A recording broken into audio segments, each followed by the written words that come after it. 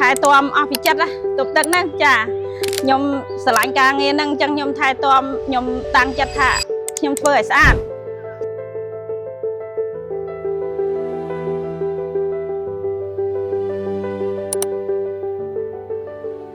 សាលារៀនស្អាតមិនត្រឹមតែធ្វើឲ្យបរិយាកាសសម្រាប់ការសិក្សាមានភាពស្រស់ស្អាតនិងមានផាសុកភាពល្អប៉ុណ្ណោះទេ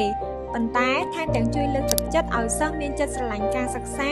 អាចផ្ដោតអារម្មណ៍ល្អជាងមុននិងមានវិន័យល្អផងដែរគ្រូបង្រៀនសិស្សនិងបុគ្គលិកទាំងអស់គួរត្រូវបានលើកទឹកចិត្តឲ្យចូលរួមរក្សាសាលារៀនឲ្យបានស្អាតល្អនិងមានរបៀបរៀបរយជានិច្ចតែអ្វីទៅជាកត្តាសំខាន់ដែលធ្វើឲ្យវិទ្យាល័យសុកអានត្រាំខ្នាមួយនេះស្អាតបែបនេះកត្តាដែលអាជ្ញាធរចូលរួមចំណែកដែលនាំឲ្យសាលារៀនមួយនេះស្អាតក៏ដូចជាមជ្ឈមណ្ឌលមួយនេះស្អាតគឺយើងតែងតែចុះណែនាំជាប្រចាំដល់បងប្អូនសិស្សានុសិស្សនិងបងប្អូនប្រជាពលរដ្ឋយើងដែលអញ្ជើញចូលមកកន្លែងនេះគឺឲ្យគាត់ចូលរួមថែរក្សាអនាម័យនៅឲ្យគាត់យល់ដឹងពីអនាម័យបរិស្ថានកូនទាំងអស់មកខ្ញុំណែនាំគាត់ឲ្យគាត់ដោះស្បែកជើងហើយណែនាំគាត់ឲ្យគាត់ដោះស្បែកជើងដូរខ្ញុំមានស្បែកជើងឲ្យគាត់ចូលអញ្ចឹងណាណែនាំគាត់យូរដែរដើម្បីគាត់បានធ្វើតាមបានល្អហ្នឹង